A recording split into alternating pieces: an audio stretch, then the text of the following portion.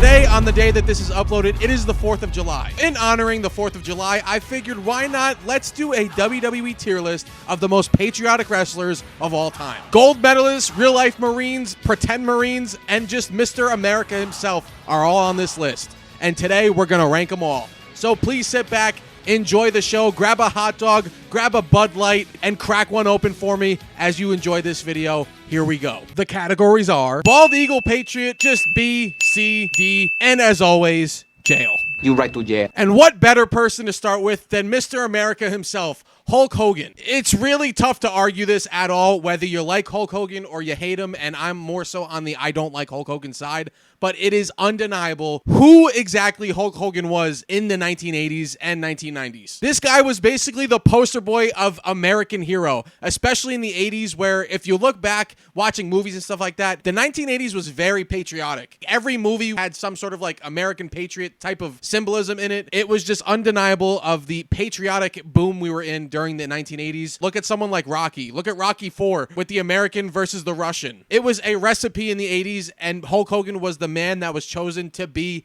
the American poster boy for WWE, and it changed the entire landscape of professional wrestling. And I understand that many of you don't like Hulk Hogan, including myself, but just go back and watch a Hulk Hogan match from the 1980s. Listen to that crowd. They do not feel how we feel today about him. That dude had the crowd in the palm of his hand. He was a true hero. His theme song was called Real American. He would come out waving an American flag. He usually sported the red and yellow, but there were times where he wore red, white, and blue or a red, white, and blue bandana. Preaching to the children of eating your vitamins and saying your prayers. The poster boy of America. And a great example of that is go watch his entrance at WrestleMania 7. That is one of the craziest entrances I have ever seen in terms of American hero and a crowd absolutely loving someone. This dude changed the entire landscape of professional wrestling. Whether you like him or you don't, it is absolutely undeniable the things that he's done for WWE and pro wrestling in general. There's no other place I could put him than Bald Eagle Patriot. If you disagree with me, it doesn't matter that it's an opinion. Your opinion is wrong. There's absolutely no way you can argue against this. This is one of the most symbolic humans on earth in terms of like American hero. So what I also did was I did throw on some anti-WWE wrestlers that were anti-America, and the Iron Sheik was the perfect foe for Hulk Hogan. Hulk Hogan, who was Mr. America. You had somebody like the Iron Sheik, who was just the complete opposite of everything that Hulk Hogan stood for. He was the perfect villain, the perfect heel to go against Hulk Hogan. And it's also just goes into that old school style of pro wrestling is if you were foreign, you were just the big bad heel. And he played it perfectly. Also, one of the funniest people to ever follow on Twitter. This dude tweeted this after he died. So think about that. An absolute legend. In terms of patriotism, he is the complete opposite of patriotism. I am going to put Iron Sheik in jail, not because of anything else other than this list is about who is the most patriotic, and the Iron Sheik is the complete opposite. Next, we have Hacksaw Jim Duggan, and I can be completely 100% honest with you. Like, I'm not very familiar with him or anything like that. I just knew that he came out with an American flag, and he used to yell, "Oh!" That's the only thing I remember about him. When I saw him, he was a lot older, so like, to me, I'm like, who the fuck is this guy? But I think he was a legend back in the day. I mean, I know he was a legend back in the day, but like people actually enjoyed watching him wrestle, which is crazy to me. I don't really know where to put him because I'm not familiar with his game. So for me, I'm just going to put him in C because I feel like he had the American flag, but like I don't know off the top of my head if he was super patriotic. I don't know. Someone can inform me in the comments. Next is an interesting one, and it's Stone Cold Steve Austin. So while he wasn't like super patriotic, he was a guy that the basic American could get behind. He's a redneck from the South, from Texas, drinking beer, whooping ass, flipping off everybody, cursing at everybody, beating up your boss. I feel like in a sense, Stone Cold was representing the blue collar of America, which if you don't know what that is, it's like a blue collar job is like a physical job, a manual labor type job. Like the people that really work really hard out in the world, that was a big part of who Stone Cold Steve Austin was. And while he didn't preach like straight up American, more so preached like being a proud Texan, I would say that people from Texas are pretty proud to be American, if you know what I mean. So I'm going to put Stone Cold in that B tier. He's something that represented America without openly saying like, I don't know, being just like super patriotic, if that makes sense. Next, we have the stable in general of American made. I just grouped them all together because it's easier than breaking down one by one because overall, like it has American in the name, but they don't do anything out of the ordinary of like being super patriotic other than wearing red, white, and blue. So I don't think they really do that much in terms of like a patriotic standpoint. Really, this name derives from the old tag team Chad Gable was in with Jason Jordan. It was called American Alpha or something like that. So it doesn't really do much in terms of like super patriotic. I'm going to put these guys in that D category because like they don't do much other than just wear red, white, and blue and have American in their name. They don't really do much. Next is one of my favorites. It's Dusty Rhodes, the American Dream. I can't explain to you, in a weird way, he is similar to Stone Cold Steve Austin in the sense of like he was a blue collar type of wrestler. He didn't look the part of being a wrestler. He had a little belly. He was a little chubby. He represented the working class of America.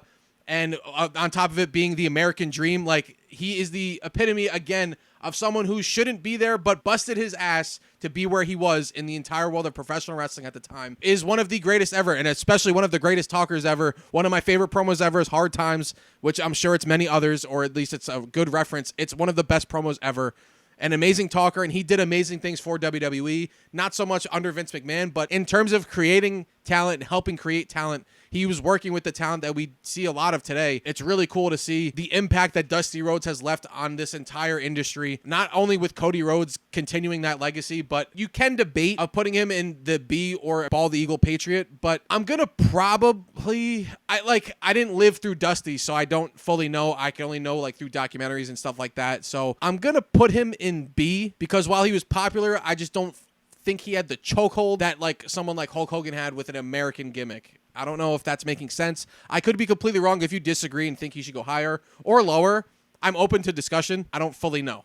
That's just my opinion on it, but he's definitely in high regards. And with that, why not do the son, Cody Rhodes, who is the American Nightmare, opposite of the American Dream. I'm also just talking about the American Nightmare Cody Rhodes, not like previous Cody Rhodes. He sort of has the spirit of Dusty Rhodes in terms of like, you have to work hard, bust your ass, you got to do the right thing. He's a fantastic babyface. You see a lot of Dusty Rhodes in Cody, and he is a perfect white meat babyface. He wears the red, white, and blue. He has a tattoo on his neck that's red, white, and blue, but it's not so much so for being patriotic, kind of deriving off of the name of the American Dream. But I think his fits are awesome. I think he has fantastic outfits. The jackets that he wears, it's very Homelander-ish. Would I say like he's super patriotic in terms like that? I don't think so. I'm going to put him in C. Cody tries to represent that blue-collar class, but I feel like it's a little bit different, and I can't really explain why. It's just not as good as Dusty Rhodes. Next is an interesting one because it could really go either way depending on how you look at it or how you want to grade it. And it's someone in Gable Steveson who was a gold medalist in the Olympics for wrestling. Then he went and joined WWE and got released because he just wasn't good. Am I ranking him based on things he's done outside of WWE in terms of like for America, or is it kind of mixed in between?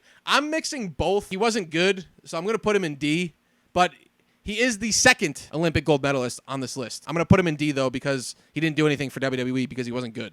So I'm going to also kind of base that into it as well. Next is El Grande Americano, and this is one that is also interesting. I actually do have the picture of who we assume is Ludwig Kaiser, even though I'm not ranking Ludwig yet because he has yet to actually do anything. He just appeared on Monday Night Raw, this past Monday Night Raw, dressed as El Grande Americano, so I'm not ranking him yet because I don't have an opinion on him yet. But the almost version of Grande Americano is very interesting to me because people are trying to make this controversial, and I really don't think it is. They're trying to say this is a racist gimmick, and I don't think it is. And I'm saying this as a person who is Hispanic. I don't find this gimmick racist because he's not clowning the tradition that is lucha wrestling, but he's just an American dressed lucha wrestler. I don't take things too seriously. I don't really give a shit, so it doesn't really bother me. But, you know, feel however you want to feel. That's on you. I think it's a very funny gimmick. I think it's very interesting, and I think it's very unique. I feel like they did it to really bring him to Worlds Collide, and now it's interesting with him being injured. I wonder if they're going to do a mask versus mask match between the two of them. I'm going to put him in the C category, like low tier C, because like it's an American gimmick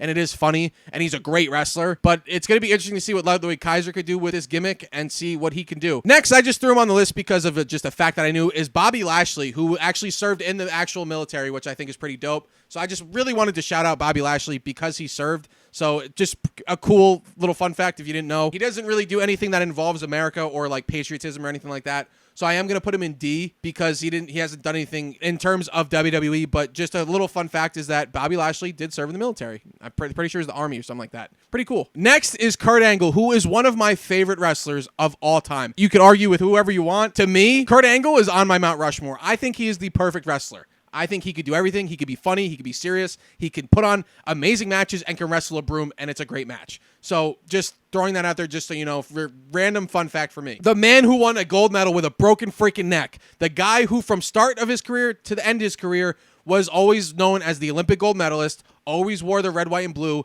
never turned his back on America, was always entertaining, always amazing, and one of the best wrestlers of all time. Like a legit, real American wrestler, it really sucks to me that we only got a taste of the wrestling machine, Kurt Angle, in WWE. They got most of it in TNA. I just wish that he stuck out his entire career in WWE, but Kurt Angle is a legit bald eagle patriot. I love Kurt Angle, and he always represented America, whether it was in the Olympics or in WWE. He never, ever wore anything but red, white, and blue. Always talked about winning a gold medal and stuff like that. Kurt Angle is one of the best ever, and very patriotic in terms of everything else. Next is Lacey Evans, who, to my understanding, I think I missed this part of WWE. I wasn't watching at the time, so I don't have much of an opinion on her, but I do know that she actually did serve in the military. I think she was the one that served in the Army, and I think Bobby Lashley served in the Marines. I could be wrong. I'm sorry if I'm wrong. I'm going to put her in this category right here because I am not familiar with her WWE career. Just being honest with you. I just think that's fair. Next is Lex Luger in the Lex Express. He was designated to be the next Hulk Hogan. They were trying so hard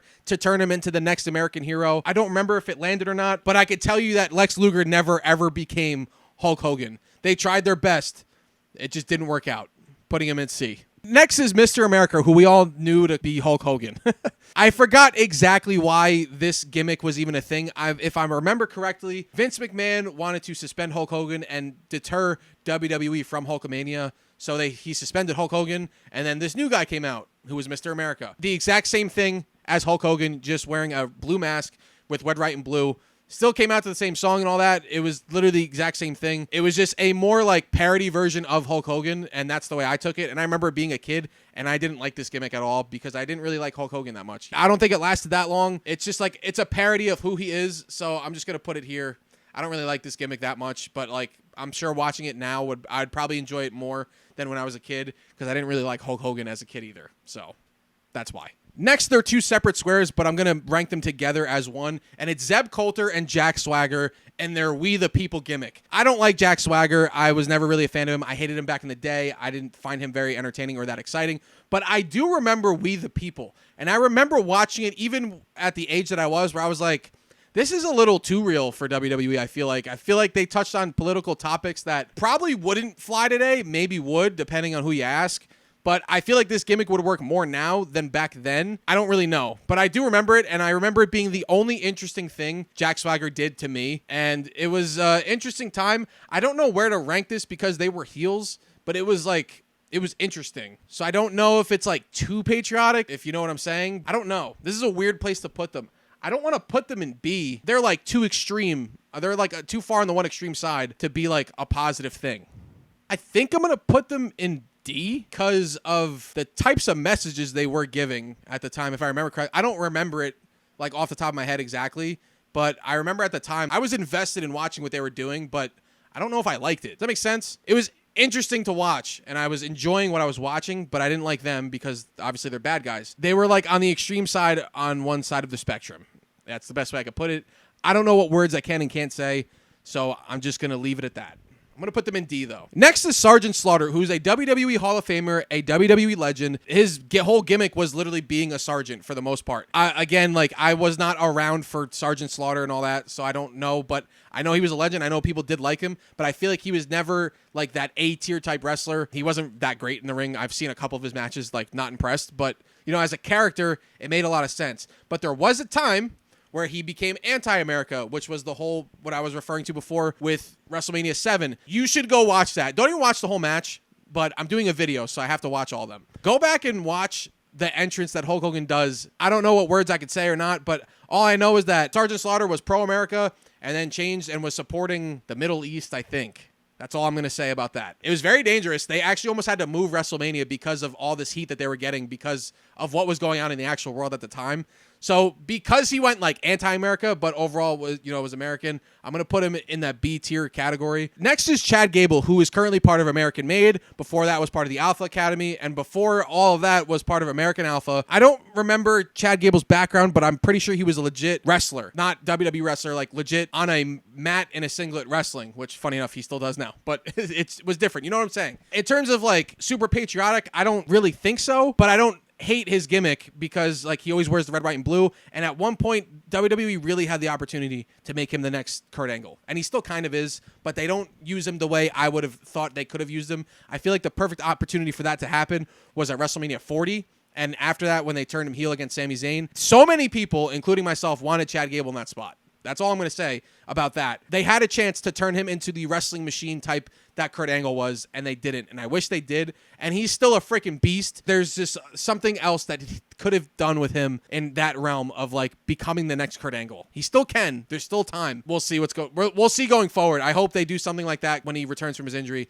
I'm excited for that. I'm excited for his return. It's going to be interesting. Next is the rest of Team Angle with Shelton Benjamin and Charlie Haas. Didn't think you'd hear that today. From what I remember, well, Shelton Benjamin is dope. I always love Shelton Benjamin. I don't remember Charlie Haas as much. That's what I grew up watching, but I don't remember it. And I don't remember how patriotic they were per se, but I remember enjoying them and watching their matches and enjoying that whole little trio of them. They were all fantastic. I remember that. But I feel like Charlie Haas had potential, but just never lived up to it because we only really remember Shelton Benjamin.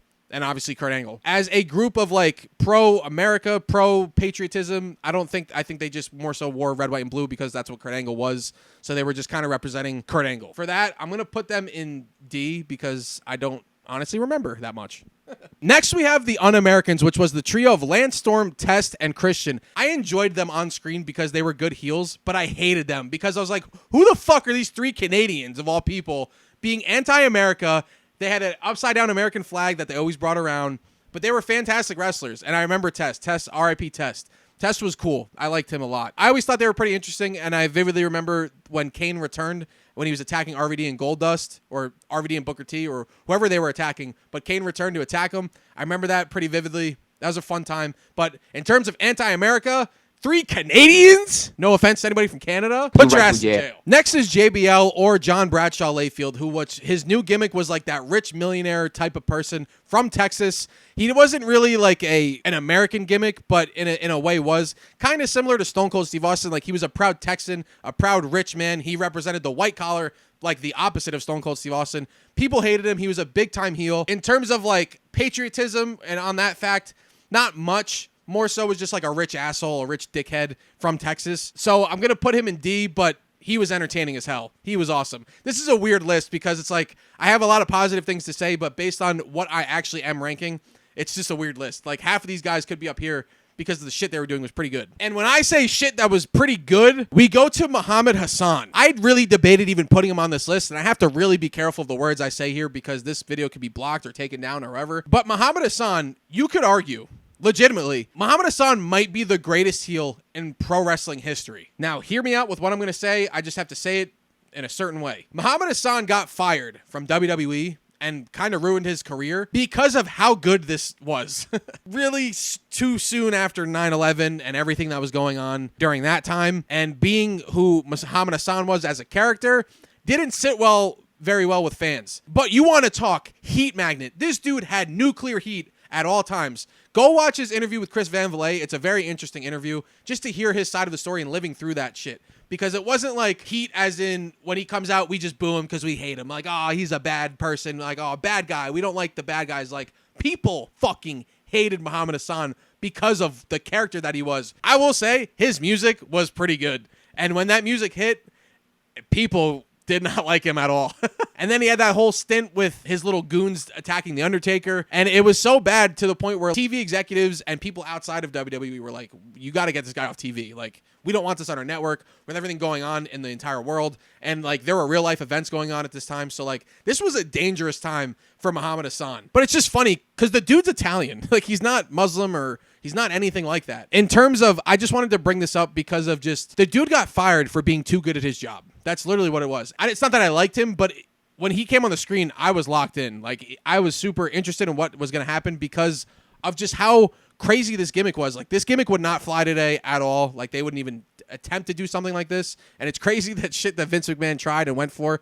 And it kind of worked in a sense if you're looking at it from a business perspective of like people hated him so much. His theme song was good, and he's pretty sure he's like a school teacher now. He seems like a super nice guy. I'm going to put him in like the dead end, like put him under the jail, triple life sentence, like interesting stuff. I just had to throw him on here. I had to do it. And then we have Mr. Marine himself, John Cena, the guy who wears camouflage, the guy who comes out, salutes everybody. Absolutely fantastic in terms of like supporting the troops and like going over there overseas to do the support the troop stuff. Like the dude was a walking G.I. Joe. Started a movie called The Marine, always was saluting, always was doing all this stuff. The dude fucking announced when Osama bin Laden was taken away. We have caught and compromised to a permanent end Osama bin Laden. Do you understand that? Like the pressure that is? Vince had him stand on a table and announce that we captured and took care of Osama bin Laden. That is crazy. The dude had a State of the Union address. Insane. People were like, what's going on? Like, it's funny watching that back and you see in the crowd, people are like, what the fuck? And then everybody chanting USA. Like, I vividly remember that. I remember watching that. That was crazy. In terms of like patriotism, like, I don't think other than maybe Hulk Hogan, Mr. America himself, he was just the new Hulk Hogan. It's the best way to describe it. There's no denying it whatsoever. Probably your top three of like American hero type people, where John Cena was always the good guy up until recently. Whether WWE was cool or it was corny, he was always the face, being that hero to children and still is to this day. A lot of wrestling fans now grew up loving John Cena because that's what they grew up on. And when you had someone like me who was just a tad bit older, I hated John Cena. I could not stand him. He was cheesy. He was like the new Hulk Hogan. And funny enough, I didn't really like John Cena. I like him now because I appreciate all the shit he's done. But John Cena is probably the greatest of all time, Mr. America himself. And just like the catchphrase is kind of like eat your vitamins and say your prayers, the hustle, loyalty, and respect thing. Like John Cena is America. And it's just what it is. John Cena is 100% a bald eagle patriot. So that is my list of the most patriotic wrestlers of all time in WWE. I'm sure I missed a bunch, and someone's going to tell me that I missed a bunch, which is totally fine. But I just want to do something fun for the 4th of July. If you are celebrating, enjoy it, have fun, be safe. Don't blow your freaking hands off with the fireworks and all that stuff, but enjoy a hot dog, drink a beer, say a hell yeah, salute someone. Happy 4th of July. Enjoy, my friends.